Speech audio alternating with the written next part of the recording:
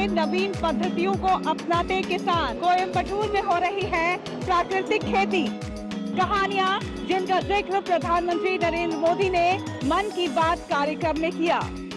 देखिए मेरे साथ गुड न्यूज जज्बा इंडिया का ये विशेष एपिसोड इस रविवार शाम 7:30 बजे सिर्फ डीडी न्यूज पर।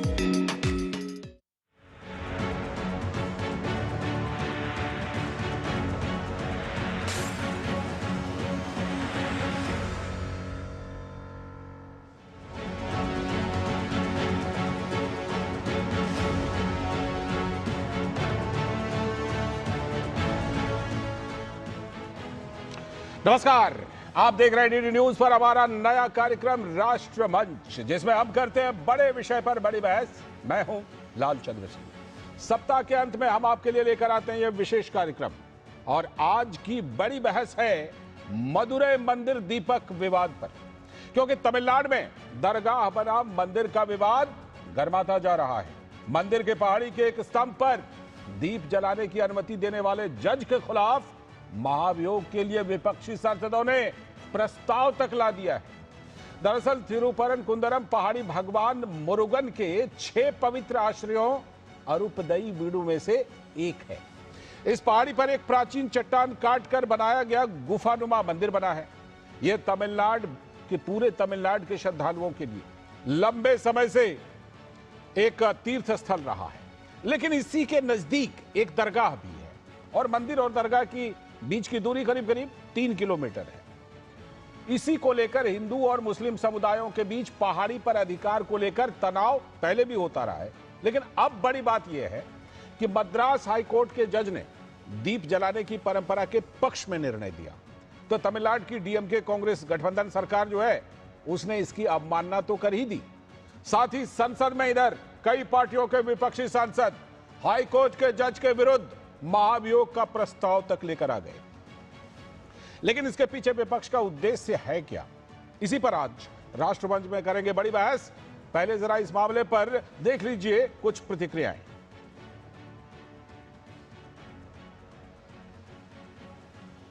केंद्रीय गृह मंत्री अमित शाह ने कहा कि एक जज ने फैसला दिया और उनके फैसले के खिलाफ विपक्ष महाभियोग लेकर आ गया। सुनिए। आजादी के इतने साल में नहीं हुआ है मान्यवर कि कोई जज एक जजमेंट दे तो जज के खिलाफ इंपीचमेंट लेकर आते हैं। अपनी वोट बैंक को एड्रेस करने के लिए इंपीचमेंट लेकर आते हैं मान्यवर। और ये सारे ने तो साइन कर दिया, साथ ही साथ उद्धव जी ने भी साइन कर दिया। उद्धव जी, जजमेंट क्या है? एक पहाड़ी पर मान्यता है कि यहां सबसे ऊपर दिया जलाया जाए। मान्यवर, एक वोट बैंक को संभालने के लिए एक हाईकोर्ट के जज के सामने इंपीचमेंट लेकर आए हैं। देश की जनता उनको मदद नहीं करे। तो आपने गृह मंत्री अमित शाह की बात सुनी जो उन्होंने संसद के अंदर कही, लेकिन कांग्रेस के सांसद मनीष तिवारी ने कहा कि यह एक संवैधानिक प्रक्रिया है, तो आप सांसदों को अपना अधिकार इस्तेमाल करने से कैसे रोक सकते हैं? जजेस इंक्वायरी एक्ट के तहत एक इंक्वायरी होती है। इंक्वायरी में अगर सब कुछ ठीक पाया जाता है, इम्पीचमेंट वहीं रुक जाती है। नहीं पाया जाता तो सदन में वापस आता है। सदन में जो संबंधित जज हैं उसको उनका अपना पक्ष रखने का खुद या अपने वकील के जरिए मौका मिलता है। ये तो संवैधानिक प्रक्रिया है। आप सांसदों को अपने संवैधानिक अधिकार इस्तेमाल करने से कैसे रोक सकते हैं? तो कांग्रेस सांसद प्रक्रिया की बात कर रहे हैं, लेकिन असली सवाल तो उद्देश्य को लेकर है। तो इस पर भाजपा सांसद अनुराग सिंह ठाकुर ने डीएमके की सरकार पर निशाना साधते हुए आरोप लगाया कि तमिलनाडु सरकार सनातन विरोध का प्रतीक बन गई है और राज्य में हिंदुओं के धार्मिक अधिकारों के साथ भेदभावपूर्ण व्यवहार हो रहा है। One state in India has become a symbol of anti-Sanatan Dharma. They objected when Prime Minister was doing his duty for the Ram temple. At that time, the temple doors were shut, people were forced to approach the court to reach the temple. Even now, sir, the Madurai bench of Madras High Court came down strongly on the Tamil Nadu government, accusing officials of deliberately ignoring its order on lighting the Kartikai Deepam lamp at the Madurai's Thiruparankundaram temple. तो आपने इस जो पूरा मामला है इस पर प्रतिक्रिया आपने सुनी और जाहिर सी बात है कि जहां विपक्ष ये कह रहा है कि ये तो प्रक्रिया है और हमारा संवैधानिक अधिकार है, लेकिन मूल प्रश्न जो है वो उद्देश्य को लेकर है कि आखिरकार एक जज अपना एक निर्णय देते हैं कि नहीं, जो परंपरा है वो जारी रहनी चाहिए, दीप जलाने की अनुमति दे देते हैं एक पक्ष को।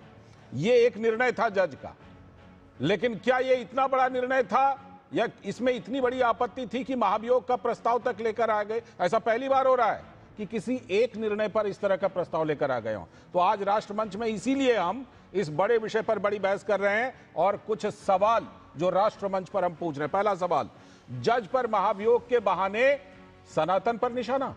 दूसरा सवाल, आखिर क्या है पूरा मदुरै मंदिर दीपक विवाद, इसकी करेंगे पड़ताल। तीसरा सवाल, डीएमके कांग्रेस गठबंधन सरकार क्यों गई हाईकोर्ट की अवमानना तक, क्योंकि जो निर्णय दिया उसको माना नहीं।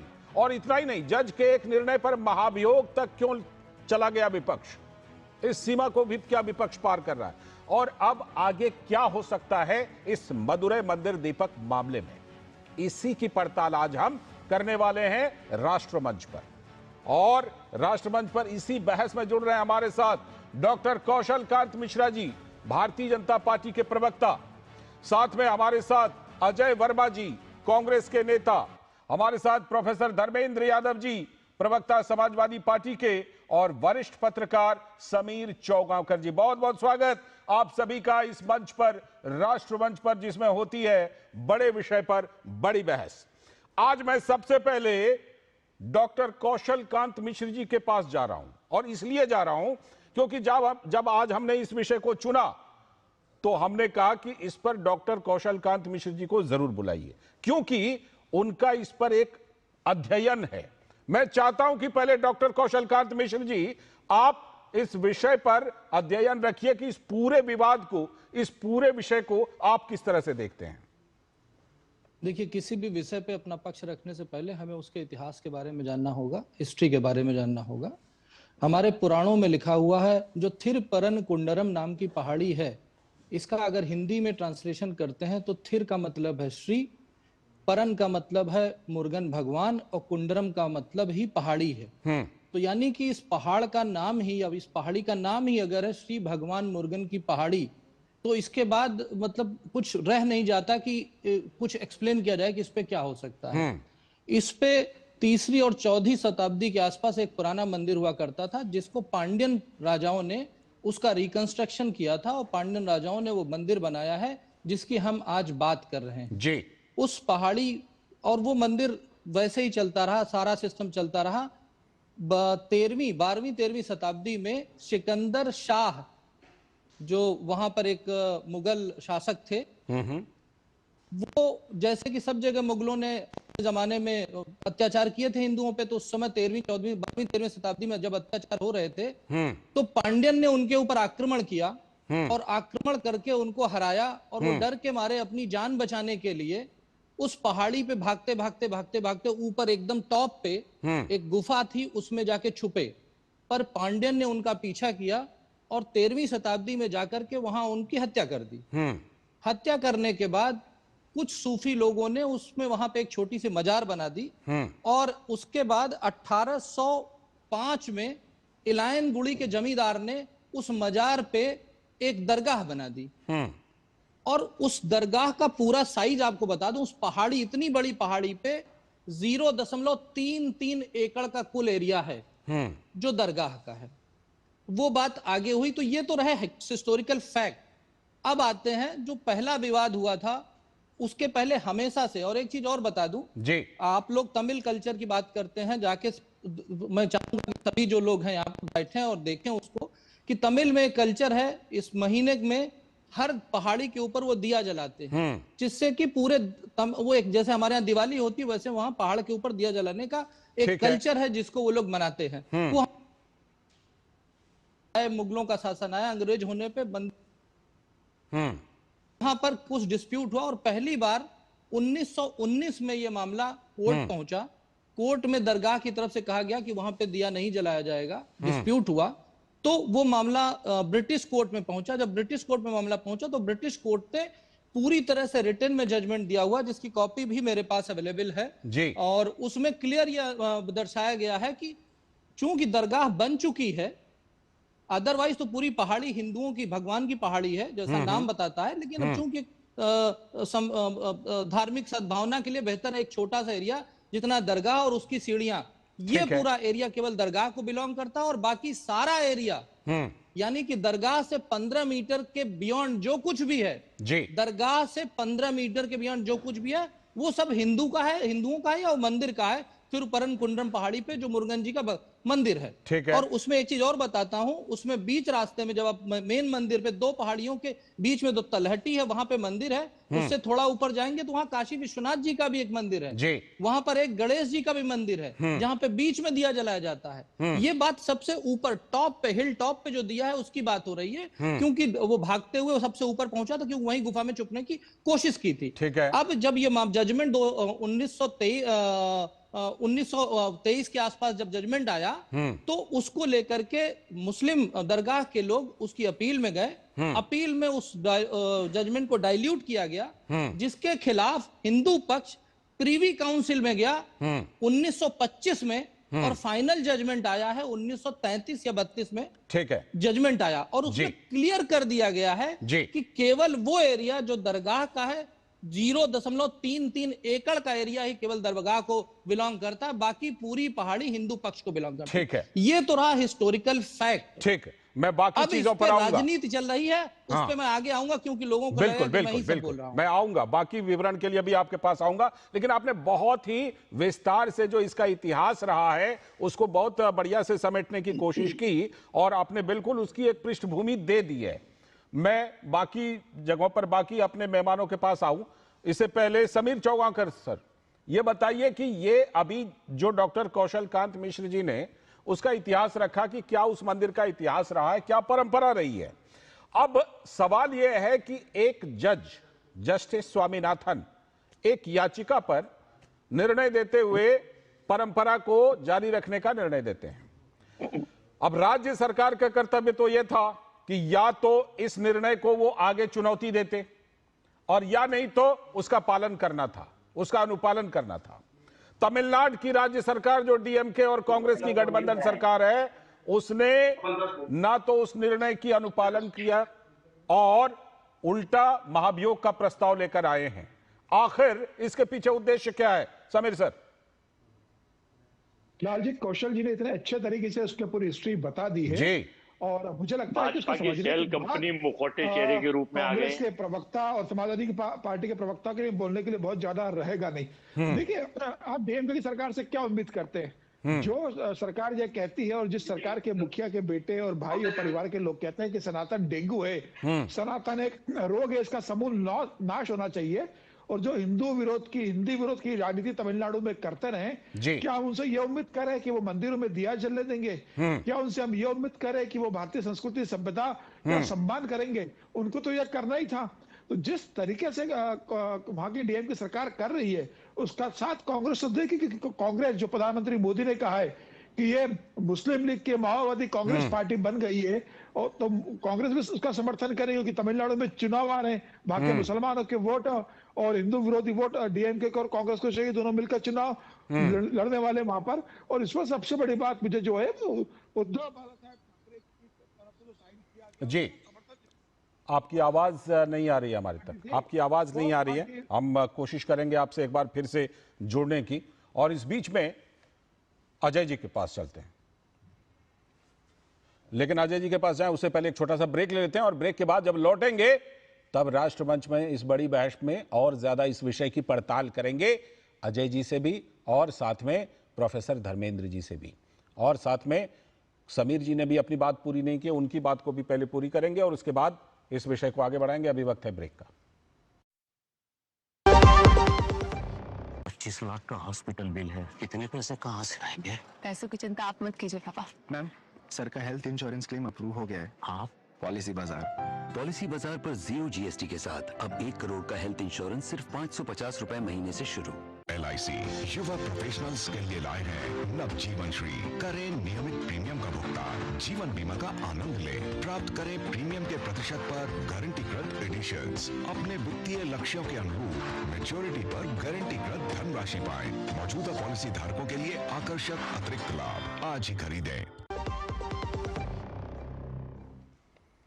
स्वागत है ब्रेक के बाद। आप डीडी न्यूज पर देख रहे हैं राष्ट्रमंच, बड़े विषय पर बड़ी बहस। और आज जो मदुरै मंदिर दीपक विवाद है, दीप विवाद, उसी पर हम बड़ी बहस कर रहे हैं और हमारे साथ हमारे सारे मेहमान जुड़े हुए हैं। मैं एक बार फिर से कोशिश करता हूं समीर जी अपनी बात पूरी करें।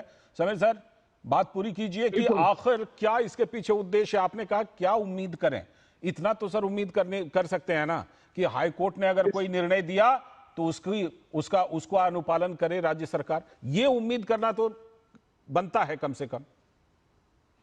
लाल जी, इसकी वजह सिर्फ एक ही उद्देश्य है कि पूरे देश के अंदर मुसलमानों को एक संदेश देना, चाहे वो डीएमके हो, चाहे कांग्रेस हो, चाहे समाजवादी पार्टी हो, चाहे उद्धव बाला साहब ठाकरे हो, तमाम जिन लोगों ने उस पर हस्ताक्षर करे हैं, कि देश के मुसलमानों से कहना कि हम आपके साथ हैं, आप हमारा ध्यान रखिए वोट देते वक्त, हम आपका ध्यान रखेंगे। जो प्रधानमंत्री मोदी जो कहते हैं कि कांग्रेस जो जिन्ना की लीगी पार्टी बन गई है, जो माओवादी पार्टी बन गई, वो इसलिए कहते हैं। और देखिए, उद्धव बाला साहब ठाकरे जैसी पार्टी, जो बाला साहब ठाकरे हिंदुत्व के हृदय सम्राट होते थे, उनके बेटे का ऐसा हृदय परिवर्तन होगा और वो हिंदू धर्म छोड़ के मुस्लिम धर्म ग्रहण कर लेंगे। और यही रहा कि जब एकनाथ शिंदे के साथ हिंदुत्व के लोगों ने उनकी पार्टी भी ले ली, लोगों का समर्थन भी ले लिया और सत्ता से बेदखल भी कर दिया। महाराष्ट्र में तो अब एकनाथ शिंदे हिंदुत्व के पताका फहरा रहे हैं, देश में नरेंद्र मोदी हिंदुत्व की पताका बिल्कुल बिल्कुल कई तरह के सवाल हैं और विपक्ष की करीब 1 दर्जन पार्टियों को के 107 सांसदों ने हस्ताक्षर किए हैं उस महाभियोग के प्रस्ताव पर। अजय वर्मा जी, वहां पर कांग्रेस डीएमके के साथ सरकार में शामिल है। क्या कांग्रेस जैसी पार्टी से यह उम्मीद नहीं करनी चाहिए कि हाई कोर्ट के एक जज ने अगर कोई निर्णय दिया है तो उसका अनुपालन करना चाहिए, या संवैधानिक रूप से, कानूनी रूप से उसको सुप्रीम कोर्ट में चुनौती दें? लेकिन वो करने के बजाय एक तो उसकी अवमानना हुई और उसके बाद ऊपर से लेकर आ गए महाभियोग प्रस्ताव। अजय जी, क्या है इसके पीछे उद्देश्य, बताइए। आदरणीय लालचंद जी, आपको मेरा नमस्कार। बहुत बहुत नमस्कार, स्वागत। और आप अच्छे पत्रकार हैं कि सबकी बात सुनते हैं, किसी के मौका सबको देते हैं। बिल्कुल, ये बिल्कुल। नहीं कि किसी, ये बहुत अच्छा लगता है मुझे इस युग में, जहां पर कुछ पत्रकार लोग कह रहे हैं, मुझसे कुछ बहुत सारे लोगों के मैसेज आते हैं कि हिटलर जर्मन का तानाशाह था, उसका एक प्रचार मंत्री था जोसेफ गोब्बाल, और जो आज के कलम के सिपाही भारत के कुछ पत्रकार और चैनल लोग हैं, वो उस गोब्बाल टीम के मेंबर हो गए हैं। अच्छा, गोब्बाल टीम के मेंबर। तो वो पत्रकारिता नहीं है, वो कलम के सिपाही सो गए हैं और सियासत के ये ताज वतन बेच रहे हैं। अब आ जाइए कलम विषय के पर सिपाही आ रहा, कलम के सिपाही अगर सो गए तो सियासत के ये ताज वतन बेच देंगे। तो मैं इसलिए सबकी सुन लेनी चाहिए। मैं ये बताना चाहता हूं, अभी वो कौशल जी बड़े अच्छे ज्ञानी हैं, भाई हैं, हमारे दोस्त भी हैं। ज्ञान की एक किताब ट्विटर और उससे पढ़ के ले आए थे, उसमें कुछ चीजें रह गई हैं जो इन्हें पता भी होनी चाहिए, तो पूरी बताते हैं। तो भगवान मुरगन रिसर्च का पेपर दिखा रहे हैं, देवयानी के साथ विवाह हुआ था। अच्छा, कोर्ट का जजमेंट, हाँ, कोर्ट का जजमेंट दिखा रहे हैं। भगवान मुर्गन का देवयानी के साथ यहाँ विवाह हुआ था, इसलिए इस स्थान को समस्त धर्मों की शादी करने का पवित्र स्थान माना जाता है, ये भी लिखित है। दूसरा, भगवान मुर्गन के 6 निवास स्थान है, उनमें से वन ऑफ देम एक ये भी है, 6। ठीक है। अब भगवान तो भगवान ही है साहब, प्रजा प्रजा है, राजा राजा। जैसे आजकल देवताओं के राजा माननीय नरेंद्र मोदी जी हैं, तो हम तो उन्हें ही मानते हैं, क्योंकि ये बात नड्डा जी ने कही थी, हमने तो कही नहीं थी। इनके राष्ट्रीय अध्यक्ष है और राष्ट्रीय अध्यक्ष का हम बहुत सम्मान करते हैं और मोदी जी का बहुत सम्मान करते हैं। तो अगर देखिए, सरकार अपनी रणनीति बना रही है, मुझे ये समझ में नहीं आता कि हाई कोर्ट के, सुप्रीम कोर्ट के जजमेंट आखिर चुनावों से पहले ही क्यों आते हैं? ये संयोग है या प्रयोग? एक नंबर। दूसरा नंबर, हिंदू, मुस्लिम, सिख, ईसाई, बौद्ध, पारसी, भारत का संविधान इन सबको अपने हिसाब से पूजा, वर्शिप और रहने की, खाने की, पीने की स्वतंत्रता देता है। ये मैं नहीं कह रहा, बाबा साहब भीमराव का, अंबेडकर जी का संविधान कहता है, जो उनके द्वारा रचित है, लिखित है, संविधान सभा ने बताया था। हाँ, गॉडसे का संविधान अगर कुछ और कहता हो तो मुझे नहीं पता कि वो क्या कह सकता है। अब तीसरी बात, मंदिर में अगर सांसदों ने, देखिए कोई महाभियोग प्रस्ताव, 107 सांसद, कोई ऐसा तो है नहीं कि चुने हुए सांसद है, 10-10, 30-30, 20-20, 40-40 लाख लोगों ने भेजा है। महाभियोग कोई भेजा है किसी भी चीज के लिए, तो ये रणनीति है विपक्ष की। विपक्ष किस रणनीति किस लिए करना चाहता है, हम तो अब कांग्रेस की और विपक्ष की रणनीति भी क्या, नरेंद्र मोदी और भारतीय जनता पार्टी, इनके मुखौटे चेहरे और सेल कंपनियां, बिल्कुल बिल्कुल, वो आप ही तय करेंगे, ये बात सच है, ये बात अच्छा, सच है, और आप सुन लीजिए, ही तय करेंगे। हाँ, स्वामीनाथन जो जज हैं, जिनके ऊपर ये महाभियोग आया गया मद्रास हाई कोर्ट, स्वामीनाथन साहब से पूछा गया कुछ लोगों ने कि साहब ये इसी टाइम जजमेंट क्यों आया, आप इस जजमेंट को पहले भी दे सकते थे। अब चूंकि तमिलनाडु में भारतीय जनता पार्टी साम दाम दंड भेद सारे साधन अपनाने के बाद भी कई इलेक्शनों में अपनी जीत दर्ज नहीं करा पाते, क्योंकि देश की जनता ने वहां नकार रखा है इनको। अब फिर वहां ईडी, सीबीआई, आईटी, हाईकोर्ट के निर्णय के पीछे राजनीति देख रहे हैं सर, अगर मैं इसको थोड़ा समअप करूं, आप हाईकोर्ट के पीछे, निर्णय के पीछे राजनीति देख रहे हैं? सर कहा राजनीति नहीं है, भारत देश की राजनीति को आ रहा हूं कौशल का 2014 के बाद चुनाव आयोग, अब कल हमारे नेता राहुल गांधी और खड़गे जी और प्रियंका जी, सोनिया जी और कांग्रेस के बब्बर शेर कार्यकर्ताओं के बीच देश के दिल्ली में रामलीला मैदान में वोट चोर गद्दी छोड़े एक रैली है, उसमें हम बताएंगे किस तरह से जनता के वोटों की चोरी की जा रही है। हम अपनी बात रखेंगे, जैसे बिहार में बता सुने। ठीक है, तो मैं फाइनल करूं, ठीक है, मैं फाइनल ये बता दूं आपको। हाँ, कंप्लीट कीजिए। आप कर लीजिए, बीजेपी के नेताओं की तो मजबूरी है, लेकिन कलम के सिपाही जो चौंगागर साहब हैं, इनकी क्या मजबूरी है, भाजपा के शेल कंपनी में कोटा चला, हर जगह बैठ के एक ही गुणगान करते हैं, कभी जनता की जगह अच्छा, ये सरकार से भी सवाल बताइए, पूछ लिया करें। मैं एक वाक्य बोलता हूं, फिर कौशल कांत मिश्रा जी एक बात बताइए कि कलम के सिपाही जो कोई मीडिया में है, पत्रकार हैं, ठीक है, उनकी अगर कोई एक मूल सोच बनती है, एक मूल विचार बनता है किसी मुद्दे पर, तो क्या उनको नहीं रखना चाहिए?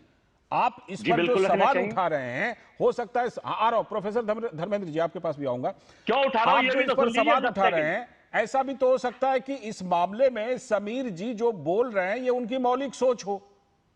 मैं 10 सेकंड में भी तो कह रहा हूं, बिल्कुल अच्छी बात है। इन्होंने मोदी जी से पूछा आज तक कि 13 हत्याएं हुई थी दिल्ली में, बम ब्लास्ट में किसी का बच्चा, भाई बहन, माँ बाप मारे गए थे, और मोदी जी ओमान वहां चले गए थे, कहां बर्थडे मनाने। इन्होंने पूछा मोदी जी से कि आप क्यों गए, आपको नहीं जाना चाहिए। समीर जी काउंटर कर रहे हैं, समीर जी बोल रहे हैं, फिर डॉक्टर कौशल कांत, एक बार समीर जी कुछ बोल रहे हैं, उसके बाद डॉक्टर कौशल कांत। अरे सर, सब्जेक्ट पे भी कुछ बोल दीजिए। देश का बर्थडे मनाने आ रहा और अपने परम मित्र को कॉन्ट्रैक्ट दिलाने, अडानी साहब को, तो इन्होंने पूछा कभी गए थे क्या घायलों को देखने?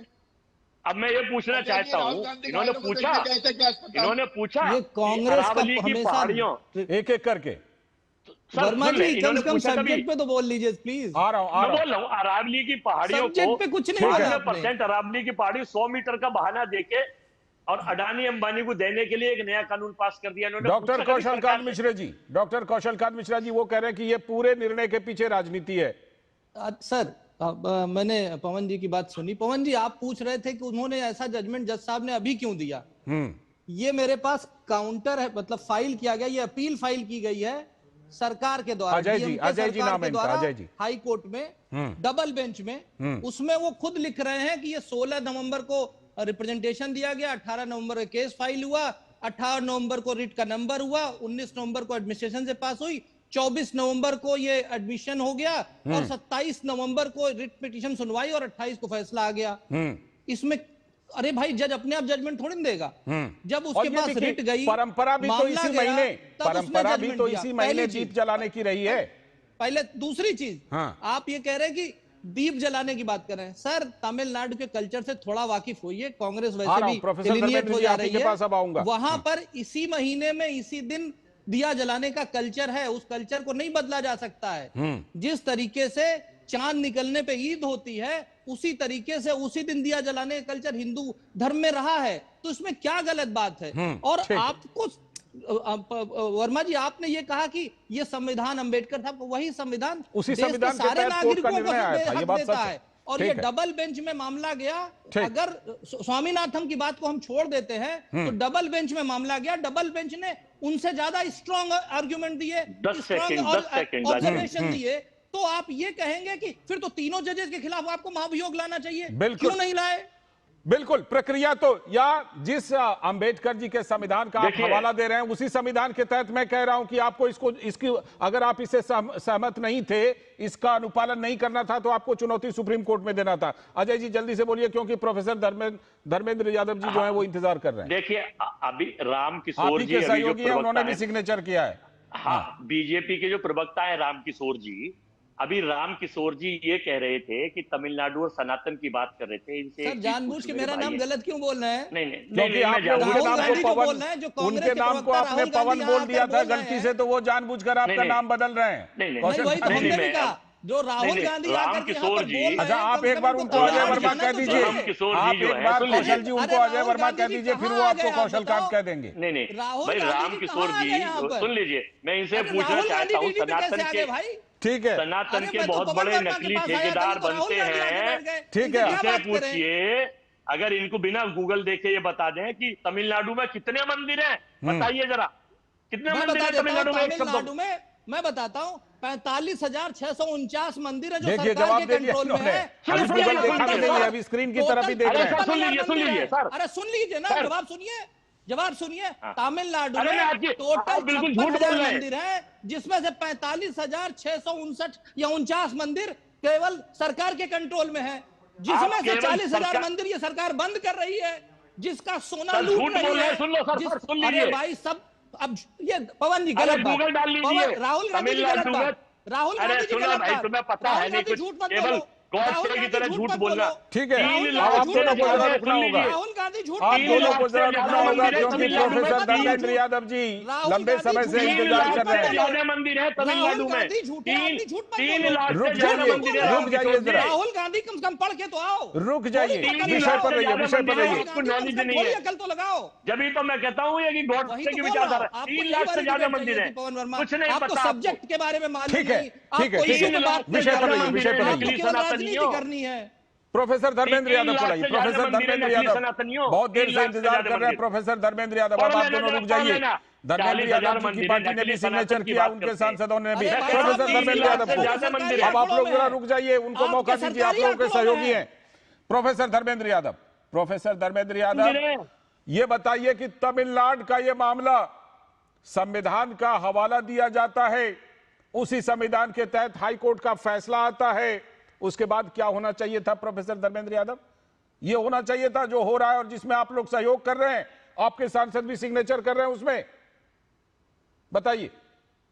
लाल जी, आपसे मैं ये कहना चाह रहा हूं जी, ये देश संविधान से चलता है जी, और कोई सांसद अपने विशेषाधिकार का अगर इस्तेमाल करे संवैधानिक तरीके से, तो निश्चित रूप से जो संविधान विरोधी लोग होंगे उन्हें बुरा लगेगा, उसका विरोध करेंगे, जो भारतीय जनता पार्टी कर रही है, इसमें तो कोई दो राय है नहीं। दूसरी बात यह है कि उच्चतम न्यायालय या भारत की जो न्याय प्रक्रिया है उसका सम्मान है, इसमें कोई दो बात नहीं है, लेकिन जज होना इस बात का प्रमाण नहीं है, कोई जज बायस्ड नहीं है। हमने भी मोदी गवर्नमेंट के इधर हाल के 2 फैसले जो देखे हैं, एक जज साहब के यहाँ तो जली हुई नोट मिली थी, आपने भी देखा था, हमने भी देखा था, आपके कैमरे से गायब हो गया हो तो मुझे पता नहीं है, पर हमारे जहन में तो है, पूरे देश के जहन में तो है।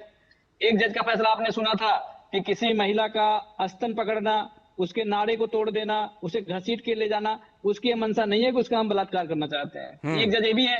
तो अगर भारत के संविधान में एक प्रक्रिया दी गई है कि जजेज इंक्वायरी एक्ट 1968 है, जिसके तहत हम महाभियोग ला सकते हैं, प्रोफेसर धर्मेंद्र यादव जी, आप इस निर्णय को उसी तरह देखते हैं क्या? इस निर्णय को कि ये परंपरा रही है, दीप जलाने की परंपरा, और इसको जारी रखा जाए, इस निर्णय को आप उस तरह से देखते हैं? लाल सिंह साहब, मैं बहुत संजीदगी से आपकी बात करीब 30 मिनट सुना और मैं आपसे उम्मीद करता हूं कि मेरी पूरी बात हो जाएगी। बिल्कुल रखिए, सवाल का जवाब दे दूंगा तो आप दूसरा सवाल पूछेंगे तो अच्छा लगेगा, दोनों सवाल आप मिला देंगे तो फिर उचित नहीं होगा। ठीक है, ठीक है। तो आप अगर कोई सांसद अपने विशेषाधिकार का इस्तेमाल कर रहा है, वो संवैधानिक है, और जो इंक्वायरी होगी, पहले इंक्वायरी होगी, इम्पीचमेंट मोशन आने के बाद इंक्वायरी होगी, जज ही होंगे उसमें, न्याय प्रक्रिया के ही लोग होंगे और जो उचित होगा वो बता देंगे। इसमें हाय तौबा मचाना भारतीय जनता पार्टी का काम है, क्योंकि भारतीय जनता पार्टी धर्म को ओन करना चाहती है और राष्ट्र को ओन करना चाहती है। तो मैं दोनों पे आपको एक बात बोल देता हूं। अब अगर आप वर्शिप एक्ट 1991 की बात करेंगे तो 1991 में अमेंडमेंट कर दीजिए, नहीं तो कल को भारतीय जनता पार्टी के लोग कहेंगे कि किसी मंदिर का परछाई मस्जिद पे पड़ रहा है, किसी मस्जिद की परछाई मंदिर पे पड़ रही है, किसी की परछाई चर्च पे पड़ रही है, तो भैया इसे परछाई तक हमारा हो गया। ये तो देश को अनस्टेबल करने की बात है। अब मैं दूसरा राष्ट्र पे आता हूँ, तो भारतीय जनता पार्टी कितना राष्ट्र के हित में काम करती है। भारत के राष्ट्रपिता कौन है? ये सब बड़े बड़े मुद्दे हैं। मैं थोड़ा सा बीच में आपको इंटरवीन कर रहा हूँ, थोड़ा सा इंटरवीन कर रहा हूँ। आपने वर्शिप एक्ट 1991 को बीच में लाया। मैं आपको ये कहता हूं कि ये जो पहाड़ी पर मंदिर में दीप जलाने वाली बात है, इसमें तो ये कहीं पर हाईकोर्ट के जज ने इसको देखा ही नहीं कि 1991 के एक्ट कहीं बीच में आ रहा है। आप इसको ला रहे हैं इस बीच में। अब मैं दोबारा मैं धर्म पे ही आ रहा हूँ। हाँ। सबरीमाला मंदिर का मामला अगर आपने देखा होगा, भारतीय जनता पार्टी जितने समर्थक थे जो अपने आप को हिंदू धर्म का मानते हैं, महिलाओं को रोकने के लिए डंडा लेके खड़े थे। तो वो महिला विरोधी लोग कैसे धर्म की बात कर सकते हैं? आप फिर दूसरे मंदिर पर चले गए प्रोफेसर साहब, आप फिर दूसरे मंदिर पर चले गए, तमिलनाडु के इस वाले मामले पर रहिए। मेरी बात सुन लीजिए ना, मैं ट्रैक बताने की कोशिश कर रहा हूँ। आप भी अपने जो पैकेज था, पैकेज में 4 रेफरेंस लिया था, तो मैं भी एक रेफरेंस ले रहा हूँ आपको। अब मैं राष्ट्र पर आता हूँ, धर्म पे तो मैंने इनको बता दिया, अब राष्ट्र पे आता हूँ। इस देश के राष्ट्रपिता कौन है, आप बता दीजिए मुझे। जी बिल्कुल, मेरी सिर्फ ये कोशिश है कि जिस विषय की पड़ताल कर रहे हैं उस पर हम लोग रहें और उसके मेरिट और डिमेरिट है ना, उस पर देखें कि जो भी आप लोग रुख ले रहे हैं वो कितना उचित है। मैं ये जानना चाहता हूं। मैं इसीलिए तो बता रहा हूं, संविधान ने हमें अधिकार दिया है, उचित अनुचित तो जो फैसला आएगा पता ही चल जाएगा। तो उचित अनुचित में हम क्या बात करें? हम जिस बात को कहना चाह रहे हैं, हम आपसे पूछे कि राष्ट्रपिता कौन है इस देश के? इस देश के राष्ट्रपिता महात्मा गांधी जी थे। अब महात्मा गांधी जी के हत्यारे यानी राष्ट्रपिता के हत्यारे, मतलब राष्ट्र के हत्यारे जिस विचारधारा को मानते हैं और राष्ट्र को ओन करने की बात करते हैं, ये तो मतलब कहीं से भी तार्किक नहीं है। मैं आपसे ये कहता हूं कि बीजेपी पर आप बाकी मामलों को लेकर पूरा हमला कर लीजिएगा। मैं ये कह रहा हूं कि ये जो विषय है, जिस विषय पर आज हम बड़ी बहस कर रहे हैं, ये विषय पर जो विपक्ष ने रुख लिया है वो कितना उचित है, इसी की पड़ताल कर रहे हैं। मैं लौटूंगा आपके पास। समीर सर, आपने प्रोफेसर धर्मेंद्र यादव का भी तर्क सुना। इसके पहले मनीष तिवारी जी की भी बात हमने सुनवाई थी। वो कह रहे हैं कि ये तो संवैधानिक प्रक्रिया है, हम इस प्रक्रिया का उपयोग कर रहे हैं, इसमें गलत क्या है? ये मुख्य रूप से तर्क निकल करके उनका आ रहा है। लेकिन समीर सर, क्या आपको लगता है कि ये तर्क उचित है? ऐसा इसलिए मैं कह रहा हूं कि ये अपने आप में पहला मामला है कि जज ने किसी मामले पर निर्णय दिया और उनके विरुद्ध महाभियोग का प्रस्ताव संसद में लेकर आ गए। समीर जी, जो गुब्बार इसमें कोई दिक्कत नहीं है और इसमें कोई विवाद नहीं है कि संवैधानिक प्रक्रिया है और सांसदों को यह अधिकार है लाने का। लेकिन किस पर्पस से लेकर आ रहा है, उसके पीछे आपका क्या इंटेंशन है और आप क्या संदेश देना चाहते हो, वो महत्व का रखता है। कांग्रेस इस बात को जानती है, डीएमके इस बात को जानती है, समाजवादी पार्टी और उद्धव बाला साहब ठाकरे और साइन करने वाले तमाम राजनीतिक दल इस बात को जानते हैं कि इस कागज पर जो हम साइन कर रहे हैं इसका निशाना कहां लगने वाला है, हमारा निशाना कहां लगाना है। और जहां उन्हें निशाना लगाना है, जहां उन्हें संदेश देना है, जहां उन्हें भरोसा जगाना है, या उसी का दरवाजा खटखटा रहे हैं। और देखिए, एक सिंगल जज साहब ने किया, डबल बेंच ने भी वैसा ऐसा कठोर निर्णय दिया।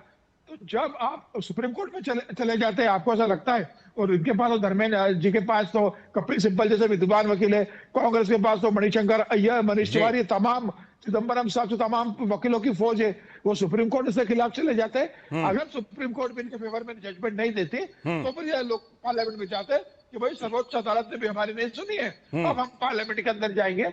ये सीधा राजनीतिक संदेश देने की कोशिश है कि किस तरीके से तमिलनाडु में चुनाव है 4 महीने के बाद, तो अपने वोटर को मैसेज देना है कि कैसे हमने हिंदुत्व का अपमान किया है, हिंदू लोगों को नीचा दिखाने का काम किया है, और आप हमें सत्ता दोगे तो तमिलनाडु में किसी भी हिंदू को हम दिया नहीं जलाने देंगे, होली नहीं मनाने देंगे, दिवाली नहीं मनाने देंगे, हिंदू के सारे मंदिरों का ताला लगा देंगे। आप इस मामले को बड़े संदर्भ में देख रहे हैं। मैं डॉक्टर कौशल कांत मिश्रा जी, आपसे अब मैं थोड़ा सा इसको और व्यापक बहस को करता हूं।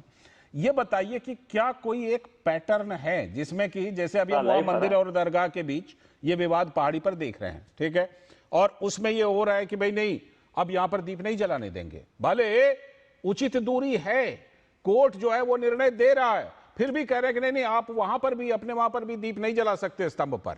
ये क्या एक पैटर्न है, कब्जे का पैटर्न आप इसमें देखते हैं? क्योंकि कई जगहों से इस तरह के मामले आते रहते हैं।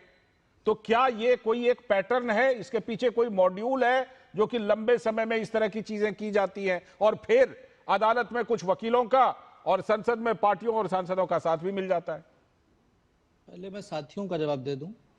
जो तमिलनाडु की बात कर रहे हैं, कांग्रेस के प्रवक्ता और समाजवादी के प्रवक्ता दोनों लोगों को बताना चाहूंगा कि HRNCE डिपार्टमेंट है जो सारे मंदिरों को कंट्रोल करता है, उसके जो मिनिस्टर हैं, जिसको हम कहें मंदिर मंत्री कहें, वो मंदिर उसी तमिलनाडु में एक कॉन्फ्रेंस होती है जिसका टाइटल होता है सनातन का संपूर्ण समाप्ति, इरेडिकेशन ऑफ सनातन धर्म की एक कॉन्फ्रेंस होती है। उसमें वो चीफ जस्टिस होते हैं। तो क्या मेरे साथी पार्टियों को ये नहीं लगता कि अगर किसी एक धर्म की समाप्ति की बात करे तो क्या उन्हें इसके बारे में बोलना चाहिए? और ये एक राजनीति इनकी दिखती है, राजनीति करने आए हैं, कम से कम सही और गलत को तो देखें। दूसरी चीज, आज डीएमके जिस तरह से सौतेला व्यवहार मंदिरों के साथ कर रही है, क्योंकि वहां पर एक डिफरेंट विचारधारा है, और उस विचारधारा के साथ जिस तरीके से अखिलेश जी और कांग्रेस के लोग मिल करके एक साथ जा करके उन्होंने एक सम्मानीय जज, मैं उन जज के साहब के बारे में भी कुछ बताना चाहूंगा। जी, हम चला भी रहे हैं, उनका बैकग्राउंड हम चला भी रहे हैं। प्रोफाइल देख लीजिए, सुनिए, प्रोफाइल को चला भी रहे हैं। उन्होंने पिछले 9 सालों में 1,20,426 केसेस का निपटारा किया। उनके बारे में मदुरई बेंच में ये फेमस है कि वो सुबह 9 बजे आ जाते हैं और शाम को 4 बजे तक जाते हैं। मेरे पास पूरी लिस्ट है कि वो कितने कर्मठ हैं और किस तरीके से वो काम करते हैं, उन्होंने किस किस ईयर में कितने कितने केसेस का डिस्पोजल किया। तो आप लोग किसी जज को टारगेट सिर्फ इसलिए कर रहे हैं, उसकी कॉम्पिटेंस से आपको कोई मतलब नहीं, उसके संवैधानिक क्षमता से आपको कोई मतलब नहीं, आपको सिर्फ और सिर्फ अपने वोट बैंक को साधना है, मुस्लिम वोट बैंक की तुष्टीकरण की राजनीति धर्मेंद्र यादव कुछ कहना चाह रहे हैं। प्रोफेसर जिस तरह से आप जो कर रहे हैं ये देश के खिलाफ है, देश को रसातल में ले जाएगा। और अगर जिसको जो आपने सवाल पूछा था उसका सिर्फ ये जवाब दूंगा कि वो लोग जो अपने घर को ले जाकर, मैं चाहता हूं कि हर जगह, हर शहर में एक एरिया होता है जहां पे एक पर्टिकुलर मुस्लिम कम्युनिटी रहती है, पर वहां से सारे लोग पलायन क्यों कर जाते हैं? मैं चाहूंगा कि कांग्रेस के नेता, समाजवादी पार्टी के नेता अपना घर उस एरिया में बनाए और फिर वहां रहे 5 साल, फिर उन्हें पता चलेगा कि इस तरह की मेंटालिटी के साथ अब प्रोफेसर धर्मेंद्र यादव जी का जवाब। Professor Dharmendra Yadav ji, counter. लाल सिंह साहब, मैं बड़े आदर के साथ एक जानना चाहूंगा जी, जज साहब की इतनी बैकिंग भारतीय जनता पार्टी को क्यों करने की जरूरत पड़ गई है? क्या लगता है किसी प्रदेश में चुनाव तो नहीं है? जज साहब अगर ये बात कह दे कि मेरे खिलाफ जो इम्पीचमेंट मोशन लाया गया है वो गैर संवैधानिक है, या भारतीय जनता पार्टी ही कहते मान लो चलो उनके पीछे बैकिंग कर रही है। दूसरी बात, किसी भी धर्म के आड़ में कोई गलत काम करे और उसका विरोध ना करें, कि या ये समाज के लिए अच्छा है या उस धर्म के लिए अच्छा है, फिर हम तो कहते हैं क्या राष्ट्र के लिए अच्छा है?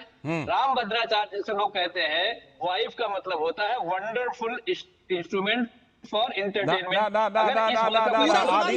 आधी बात नहीं, उन्होंने वाइफ और पत्नी दोनों की व्याख्या की थी। आधी बात नहीं, उन्होंने वाइफ और पत्नी दोनों की व्याख्या की थी। आधी बात इस दूरदर्शन के डीडी न्यूज के मंच पर नहीं। मुझे रोकना पड़ेगा, क्योंकि उनकी पूरी बात ये थी कि अंग्रेजों ने वाइफ का मतलब ये बताया है। बिल्कुल, मैं वही कह रहा था। वाइफ का मतलब अर्धांगिनी है, देश में पूजा होती है, हर आदमी के नाम पे श्री लगाया जाता है, श्री का मतलब लक्ष्मी, लक्ष्मी का मतलब पत्नी। तो इस तरह की उन्होंने हिंदी में पूरे विस्तार से बताया था। वो एक्सपोज हो रहे हैं, इस तरह का झूठ का प्रोपेगेंडा करने की जरूरत नहीं है। और जो आपने अभी जो लालचंद जी जो पिक्चर दिखाई जा रहे हैं ऊपर, मैं चाहता हूं उसको पूरी तरह से दिखाया जाए पूरे स्क्रीन में, बिल्कुल, जरा इसको फुल स्क्रीन पर लीजिए, जिससे कि पूरे देश को पता चले।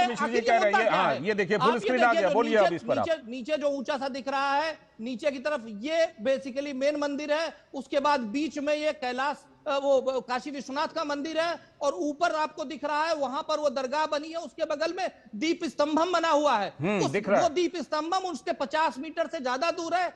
15 मीटर से ज्यादा दूर है और उसकी टोटल डिस्टेंस 50 मीटर है। लाल तो सिंह साहब, समस्या क्या जवाब है? मुझसे ले उनको लीजिए। समस्या यह है कि यहाँ पर सिंह दिया साहब, जलाया जाएगा, वो दिया जो जलाया जाता है वो पूरे आप मदुरई लोग शहर भी को जरा ये दिखता फुल है। स्क्रीन पर देख ये एक लीजिए, कल्चर है, जरा फुल आपको स्क्रीन पर समझना देख लीजिए कि पड़ेगा, इस पहाड़ी पर क्या क्या आपको है। समझना पड़ेगा कि जिस तरह से डीएमके, कांग्रेस और समाजवादी पार्टी एक धर्म को, वोट बैंक को खुश करने के लिए हिंदू धर्म को नीचा दिखाने की राजनीति कर रही है। मैं चाहता हूं पूरा देश इनको देखे सुने। मैंने अभी तक कोई भी राजनीति की बात नहीं की, मैं केवल फैक्ट की बात कर रहा हूं और इस चित्र ने पूरी तरह से इनको एक्सपोज कर दिया है कि ये लोग किस तरह से हिंदू धर्म के खिलाफ राजनीति करते हैं। ये इनके खड़गे साहब का बेटा कहता है कि हिंदू धर्म डेंगू मलेरिया है। अरे ये बताइए, ये सेकुलरिज्म कहां से आप लाते हैं? क्या मुस्लिम का फेवर करेंगे? बिल्कुल मौका दूंगा, पूरा मौका दूंगा, पूरा मौका दूंगा। नेहरूवियन सेकुलरिज्म है, ये अम्बेडकरवादी सेकुलरिज्म नहीं है, ये नेहरूवियन सेकुलरिज्म है जिससे ग्रसित कांग्रेस पार्टी है। प्रोफेसर धर्मेंद्र यादव आपके पास आऊं। अजय वर्मा जी बहुत देर से नहीं आए हैं, अजय वर्मा जी को लेकर फिर आपके पास आ रहा हूं। अजय वर्मा जी आ रहा प्रोफेसर धर्मेंद्र यादव आपके ही आपके सहयोगी को लेकर आ रहा हूं, फिर आप आइएगा। राम भद्राचार्य जी जैसे संत को बदनाम करना। ठीक है, पहले प्रोफेसर धर्मेंद्र यादव, अजय वर्मा जी थोड़ा सा त्याग कीजिए। प्रोफेसर धर्मेंद्र यादव पहले, फिर अजय वर्मा। गठबंधन में, दोनों गठबंधन में। सुन लीजिए, राम भद्राचार्य जी के खिलाफ समाजवादी पार्टी को नहीं बोलना चाहिए क्योंकि उन्होंने राम भक्तों पे गोली चलाई थी और जिस तरीके से झूठा प्रोपेगेंडा समाजवादी पार्टी कर रही है वो गलत है। अरे मेरी बात सुन लीजिए, तो आप पहले एक्सेप्ट कीजिए आपने गलत कहा, आप पहले एक्सेप्ट कीजिए आपने गलत कहा। राम भद्राचार्य के खिलाफ इस तरह से नहीं बोलना चाहिए। उस मामले को तो आप छोड़ दीजिए क्योंकि आपने आधे वीडियो का हवाला दिया। नहीं बोलेंगे, आप कभी मौलाना मदनी के खिलाफ नहीं बोलेंगे। आधे वीडियो का हवाला दिया प्रोफेसर धर्मेंद्र यादव जी। समाजवादी पार्टी का कोई भी प्रवक्ता आकर के नहीं बोला और आप एक हिंदू धर्म के महात्मा को इस तरीके से आ रहा हूं अजय वर्मा जी, आ रहा हूं, बस आप ही के पास अब आऊंगा। मुझे समय दीजिए जी। मैंने सबरीमाला मंदिर का एग्जाम्पल बताया और भारतीय जनता पार्टी के जितने कार्यकर्ता थे हिंदू धर्म, सुकॉल्ड हिंदू धर्म के मानने वाले, महिलाओं को रोकने के लिए लाठी डंडे लेके खड़े थे, उस पे बीजेपी प्रवक्ता ने एक शब्द भी नहीं बोला। राम भद्राचार्य जी अगर संत है, मैंने इस पर कहा था आपको कि तमाम विषय को आप लेकर आ रहे हैं लेकिन इस पर आप नहीं बोल रहे हैं। ये पहाड़ी जो आप दिखा रहे हैं इस पर बोलिए, इस पर हाईकोर्ट के फैसले पर बोलिए और जज के खिलाफ लाए गए महाभियोग पर बोलिए। मेरा सुन लीजिए, मेरा जवाब ले लीजिए। मेरा टाइम आप दूसरे को देते हैं, मैं बोलता हूँ फिर आप ही बोलना शुरू कर देते हैं। जल्दी से बोलिए क्योंकि अजय वर्मा जी भी इंतजार कर रहे हैं। अरे भाई मुझे समय देना होता बताइए। ठीक है, बोलिए। अब मैं ये कह रहा हूँ, संत का मतलब होता है शालीन होना, संत के अंदर सहनशीलता होनी चाहिए। क्या अंग्रेजों की पत्नियां नहीं होती हैं? नारी जो अंग्रेजी बोलने वाली नारी नहीं होती है, उनका अपमान करोगे आप? ऐसे संत होते हैं? ऐसे संत नहीं होते हैं। ठीक। दूसरी बात, अब सुन लीजिए मेरी बात सुन लीजिए। जो राष्ट्र के ठेकेदारी की बात कर रहे हैं भारतीय जनता पार्टी के लोग कि मुगल आए, भारत की संस्कृति पे हमला किया, अंग्रेज आए, भारत की संस्कृति पर हमला किया, तो इनके पुरखे क्या कर रहे थे? क्यों गुलामी कर रहे थे उनकी? क्यों देश के जो नौजवान, फिर आप इधर उधर जा रहे हैं। अब मुझे अजय वर्मा जी के पास जाने दीजिए। अजय वर्मा जी काफी। कौशल कांत जी आ रहा हूं, आपका काउंटर लूंगा। अजय जी बहुत देर से नहीं बोल पाए। अजय जी ये किस तरह से जस्टिफाई करेंगे? हमने मनीष तिवारी जी की बात भी सुनवाई, आपके सांसद की बात, कांग्रेस के सांसद की बात। प्रक्रिया का हवाला देना क्या पर्याप्त है कि हाँ प्रक्रिया के तहत लेकर आ रहे हैं? मैंने आपसे कहा कि हर पार्टी को अपनी रणनीति बनाने का अधिकार होना चाहिए, उस पर इंटरवीन नहीं करना चाहिए। बीजेपी अपनी रणनीति बनाए, अपना चुनाव लड़े, हम इनको मने कोई करते हैं देश में क्या प्रोपोगंडा करते हैं, क्या एजेंडा चलाते हैं। अब ये बात कर रहे थे अभी के साथ राम भद्राचार्य का पूरा वो ज्ञानवान डिग्रीधारी प्रधानमंत्री जी के चेले जो डिग्री नहीं बताते कि हमने कहा की है, इनसे पूछिए आलू के सोने वाला स्टेटमेंट, आलू के सोने वाला स्टेटमेंट मैं बार बार आप सभी से अनुरोध कर रहा हूं कि ये पहाड़ी, बनाकर ये मंदिर, ये दीप जलाने की परंपरा, हाईकोर्ट का निर्णय और महाभियोग पर रही है। होम मिनिस्ट्री में मामला चल रहा है, सोनिया गांधी वोट चोरी करके एंटर कराती है वोटर लिस्ट में। क्या बात करते हैं ये लोग जो गांधी परिवार के लोग हैं, गांधी परिवार ने देश का जितना नुकसान किया उसका किसने किया है ये बताइए ना। राहुल गांधी का नाम राहुल विंसी है ना, उन्होंने क्रिश्चियनिटी पालन करते हैं ना। क्या हुआ? तो इनके सोनिया गांधी आलू का और नाम, सोने के सोनिया गांधी प्रोग्राम, का नाम गलत इंटर किया गया था ना। नाली की सोनिया पानी से गांधी ये गैस बना ने वोट देते हैं, चोरी की हवाई थी ना। जहाज उड़ा देते हैं। जवाहरलाल नेहरू तो ने वोट इनके चोरी विज्ञान की, का तो जवाहरलाल नेहरू ने वोट चोरी की, हम एक्चुअली में सोनिया गांधी ने टेलीप्रॉम्प्टर वोट फिर नहीं आप लोग चोरी वोट की, चोरी पर चले राजीव गए। गांधी ने वोट चोरी वोट की। चोरी पर किसी और दिन कर लेंगे हम लोग बात। और ये हम वोट चोरी पर करते किसी हैं। और दिन कर मुद्दे लेंगे। पे बात नहीं हम करेंगे, टेलीप्रॉम्प्टर उस पर मुद्दे तो पे बात नहीं होता अलग से है। विषय है, अलग से बहस कर लेंगे। आज इस पर रहिए, आज इस मुद्दे पर रहिए, दोनों लोग इस मुद्दे पर रहिए। देखिए दूसरी बात, हमारे संत तो संत हैं पूरे, इनके संत बलात्कारी बाबा आसाराम आपके बापू है, संत इनके का नाम इनके बता नेताओं दो। के। वो आपके संत बलात्कारी का नाम बाबा बता दो। आसाराम बापू संत अरे इनका सर, है। आपके संत का हमारा नाम बता संत दो। बलात्कारी नहीं है। अरे आपके संत का नाम बताओ। संत चिन्मयानंद, आपके संत का नाम बलात्कारी बताओ ना। आसाराम। अरे बताओ ना संत का नाम। मैं आपका यही कौन कहूंगा, संत है? ना संतों को बांटिए ना जजों को बांटिए, नहीं बात कैसे नहीं ना है, संतों बलात्कारी को बाबा को ये बांटिए डांस करते ना हैं। जजों को इनके बांटिए, बड़े नेता उनको पैर क्योंकि छूते हैं, राजनीति उनके अपनी साथ जगह डांस पर करते है हैं। ये और भारत की सनातन की परंपरा बात करेंगे, बलात्कारियों को और समर्थन ये देने सब वाले। कुछ अपनी जगह पर है। शर्मनाक और निंदनीय है, कैसी बात करेंगे ये? ठीक। ये संतों की बात अब करते हैं, मुझे लाना बलात्कारी पड़ेगा आसाराम समीर बापू, चौगांवकर जी इनके गुरु को, हैं। समीर इनके चौगांवकर चरण जी को चुंबक लाइए, करते हैं ये समीर ये चौगांवकर जी। रामकिशोर जी आसाराम का चरण चुंबक करते हैं। ठीक। चरण चुंबक ये राहुल करते हैं। गांधी आकर के यहाँ पे बलात्कारी बाबा। भ्रष्टाचार अब रुक मचा रहे जाइए। हैं, फालतू की बात और बोल रहे हैं। रुक उन्हें जाइए। पैरोल दिलवा देते हैं। आप सभी लोग ऐसे अपना राहुल रुक जाइए, गांधी समीर को चौगांवकर पैरोल जी को लाने दीजिए। उन्हें पैरोल दिलवा पप्पू गांधी देते कहाँ से हैं। आ गए ये? वो राम पप्पू गांधी रहीम कहाँ को से पैरोल गए ये? दिलवा देते हैं। पप्पू गांधी यहाँ कहाँ राम से गए रहीम ये? को भाषा पप्पू भाषा गांधी आए शैली कहाँ से हैं? भाषा ठीक है। शैली पप्पू गांधी को हो गया, कांग्रेस हो गया, आप पार्टी रुक ने जाइए, भेजा रुक है। जाइए। भाषा शैली सही मत रखिए। अब हम जब आपके ऐसी पास नहीं बात सब्जेक्ट पे बोलते। बात करने के लिए कुछ नहीं बेचैन मत है होइए। तो राहुल गांधी की तरह बेचैन मत राहुल गांधी होइए। की तरह बिहेव करोगे, देश का बेचैन मत समय होइए बर्बाद सिवाय करोगे, इसके राष्ट्रीय कि चैनल का टाइम हिंदुस्तान में बर्बाद करोगे। आप आपके केवल- पास विषय पे आप बोलने के लिए केवल कुछ नहीं नकली है। सनातनी, यही कांग्रेस का हाल है, नकली यही राहुल गांधी हिंदू, का हाल है। इसीलिए चलिए अब लौट आइए विषय पर, विषय पर लौटिए। पाकिस्तानी प्रेमी, आप दोनों विषय पर लौटिए विषय पर नहीं और रहो, विषय के बारे में मैं बात आगे नहीं चल करके करेंगे। समीर राहुल चौगांवकर गांधी सर को से कुछ पता ही नहीं है विषय के बारे में। इस बहस विषय के को बारे में राहुल गांधी कुछ पता ही और नहीं ज्यादा है। समझने की कोशिश करेंगे। फिलहाल एक ब्रेक ले लेते हैं, ब्रेक के बाद लौटेंगे, विषय तब पर आप सभी के बोलेंगे पास नहीं। फिर से आएंगे। राहुल गांधी फिलहाल एक का ब्रेक लेना नरेंद्र है, मोदी जी फिलहाल एक ब्रेक जसवंत लेना है, आप सिंह लोग किताब रुकिए, लिखते हैं। फिलहाल एक ब्रेक ले लेते इसी हैं। वजह से कांग्रेस का ये अभी हाल वक्त है ब्रेक का। 25 लाख का हॉस्पिटल बिल है, इतने पैसे कहाँ से आएंगे? पैसों की चिंता आप मत कीजिए पापा। मैम, सर का हेल्थ इंश्योरेंस क्लेम अप्रूव हो गया है। आप पॉलिसी बाजार। पॉलिसी बाजार पर 0 GST के साथ अब 1 करोड़ का हेल्थ इंश्योरेंस सिर्फ 550 रुपए महीने से शुरू। Hey girls! आज तो पार्टी चाहिए। चैंपियन के साथ सेल्फी लेंगे। आइडिया, यही करते हैं पार्टी। पिज्जा पार्टी, ये चल अपना कार्ड और पिन दे। मेरे कार्ड की डिटेल्स मैं खुद ही डालूंगी। आरबीआई कहता है अपना पिन, OTP, CVV या इंटरनेट बैंकिंग पासवर्ड किसी के साथ शेयर ना करें। ऑनलाइन बैंकिंग सिर्फ अपने कंप्यूटर, मोबाइल और सिक्योर नेटवर्क से करें। बाय गर्ल्स, कहाँ जा रही है? सुना नहीं?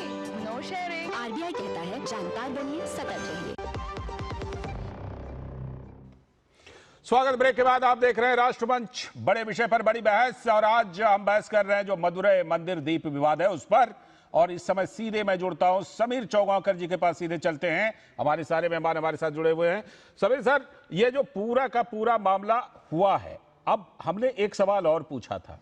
आ रहा हूं आपके पास ही आऊंगा। आप कम कर देते हैं। आप अजय वर्मा जी कुछ कहना चाह रहे हैं, बोलिए अजय वर्मा जी। अरे लालचंद, ये मेरी आवाज विषय पे तो बोलिए। कम कर रहे हैं, अच्छा नहीं है। लोग नहीं, बिल्कुल बात नहीं है, आपकी आवाज प्रॉपर आ रही है। बोलिए, आप बोलिए, फिर मैं समीर सर के पास जाऊंगा। नहीं, ये बीच में ये आपके को एंकर क्यों आ जाते हैं? ये अनपेड है, पेड है रामकिशोर। ठीक है, उन्होंने जवाब दिया था बीच में आपको, आप बोलिए ना अजय जी, आप बोलिए। ये कह रहा हूं आप पहले पूरी कर लीजिए, फिर मैं समीर सर के पास जाऊंगा। मैं ये कह रहा हूं कि मेरे पास अभी मैसेज आए हैं, कुछ लोगों ने कहा कि सर आपकी आवाज डीडी न्यूज दबा रहा है। मैंने कहा डीडी न्यूज झूठ बोल रहे हैं, फिर झूठ बोल रहे हैं। नहीं, देखिए आपकी आवाज प्रॉपर आ रही है अजय जी। बहुत बेचैनी हो गई है इसलिए क्योंकि राहुल गांधी के प्रवक्ता आए हैं ना। आपकी आवाज बिल्कुल प्रॉपर आ रही है, पूरी बात रखिए। अरे भाई पवन जी, सब्जेक्ट पे तो बोलो, कुछ सब्जेक्ट के बारे में तो पढ़ प्रिंसिपल लेते। निरंजना के क्यों समर्थक आ गए फिजिक्स के आसाराम एग्जाम बाबू में के भाषण देते? स्वामी अरे कम चिन्मयानंद से कम सब्जेक्ट पर तो बात करो यार। राहुल गांधी की तरह कौशल कांत जी, अब अजय जी को आप बोलने दीजिए, अजय जी को बोलने दीजिए। अजय जी बोलिए, सब्जेक्ट पे बोले, बताइए। अजय जी बोलिए। बात नहीं करेंगे, सब्जेक्ट पे तो बात करो आप अगर ये बीच में बार बार बोलेंगे, लालचंद जी को इनसे ही बुलवा लीजिए। ठीक है। अभी कौशल कांत जी सुन रहे हैं, आप बोलिए। अजय जी आप बोलिए। अजय जी, लालचंद जी बोलिए।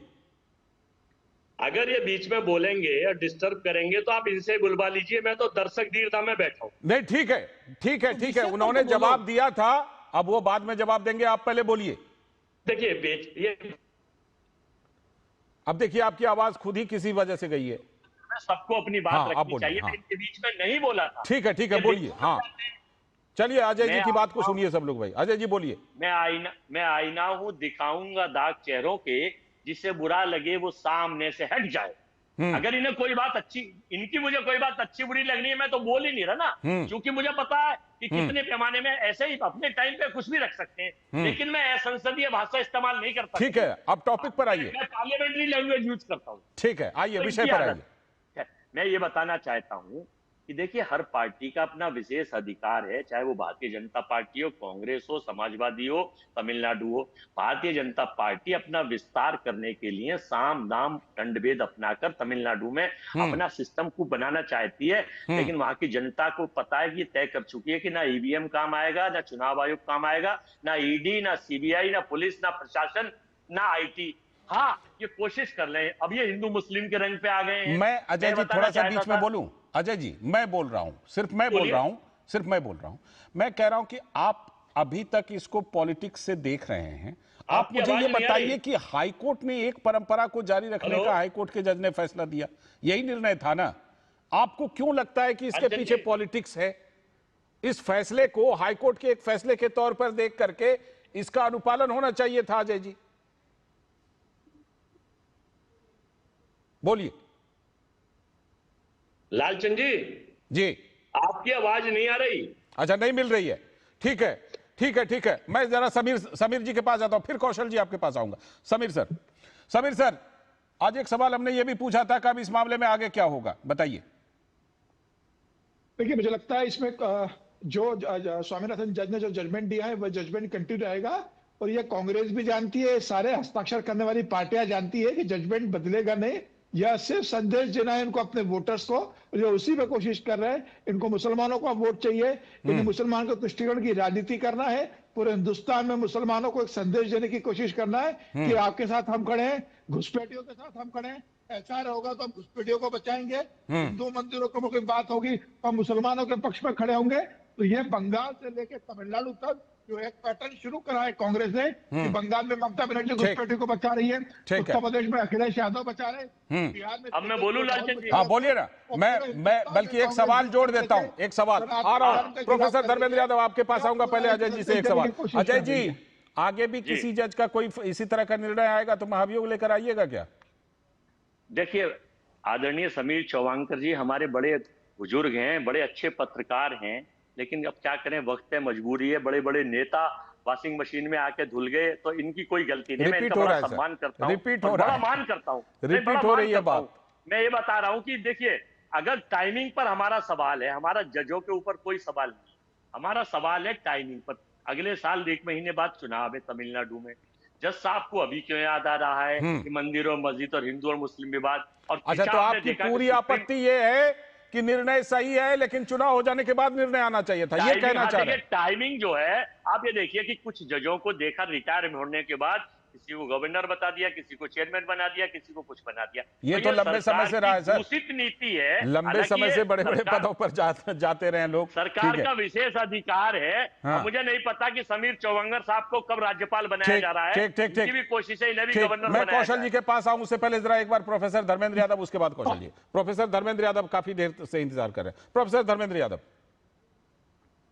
मैं तो इंतजार कर रहा हूँ चौहान साहब गवर्नर बने, तो हम भी चाय पीने जाए इनके यहाँ। आ रहा हूँ। भारतीय जनता पार्टी की समस्या ये है, भारतीय जनता पार्टी दरारवादी पार्टी है, राष्ट्रवादी पार्टी है, तो राष्ट्र में ऐसी कोई जगह नहीं होगी जहां भारतीय जनता पार्टी विवाद ना खड़ा करते हैं। तो ये देश अब जान गया है, कलकत्ता में चुनाव होगा तो मस्जिद बनवाने लगेंगे, केरला में चुनाव होगा तो वहाँ कुछ और करवाने लगेंगे, उत्तर प्रदेश में चुनाव होगा तो वहाँ संबल वाला तो चुनाव तो हर 5 साल में होना ही है सब जगह पर। चुनाव तो 5 साल में होना है ना सर, लोकतंत्र है तो चुनाव तो होते रहेंगे। अरे मैं तो प्रदेशों का बता रहा हूँ, तो हाँ। पूरा देश जानता है, पूरी दुनिया जानती है। ज्ञानवापी का जब मामला चल रहा था तो उस समय तो कोई चुनाव नहीं हो रहा था। 6 साल में दूसरे भी चुनाव होता है। अब सुन लीजिए मेरी बात, ठीक है, एक फाइनल कमेंट कौशल कांत मिश्रा जी, फाइनल कमेंट। ठीक, कौशल कांत मिश्रा जी कुछ बात कहना चाह रहे हैं। 3-4 चीजें इन लोगों ने बोली है। पहली चीज, कांग्रेस के राहुल गांधी ने बोला कि हर पार्टी की अपनी एक तैयारी होती है, तो इससे ये क्लियर होता है कि ये इंडी गठबंधन वाले अपने राजनीति की तैयारी कर रहे हैं, इसलिए इस मुद्दे को लेके आए हैं। ठीक है, और इस तरीके, इसी वजह जाहिर सी बात है कि विपक्ष इसके पीछे राजनीति देख रहा है, राजनीति बता रहा है और ये भी कह रहा है कि हम अपनी रणनीति राजनीति के लिए बना रहे हैं। लेकिन मैं राष्ट्रमंच से यही कहना चाहूंगा कि देखिए, किसी जज के किसी एक निर्णय को इस तरह से नहीं देखा जाना चाहिए। राजनीति होती रहती है, लेकिन कोर्ट को, संविधान को, सनातन को राजनीति के बीच में इस तरह से घसीटना कि महाभियोग तक बात पहुंच जाए, ये नहीं होना चाहिए। बहुत बहुत धन्यवाद आप सभी का राष्ट्रमंच पर जुड़ने के लिए। बहुत बहुत धन्यवाद कौशल कांत जी, अजय जी, समीर सर, प्रोफेसर धर्मेंद्र। तो राष्ट्रमंच पर आज हमने इस बड़े विषय पर बड़ी बहस की कि जो तमिलनाडु में मदुरै दीपम मामला है, वो पूरा मामला है क्या और वो आखिरकार महाभियोग तक कैसे पहुंच गया और अब आगे इसमें क्या होगा, हम आगे आपको बताते रहेंगे। इस मामले से जुड़ी खबरों पर बहस करते रहेंगे। फिलहाल आज के राष्ट्रमंच में इतना ही। पूरी टीम को दीजिए अनुमति। नमस्कार।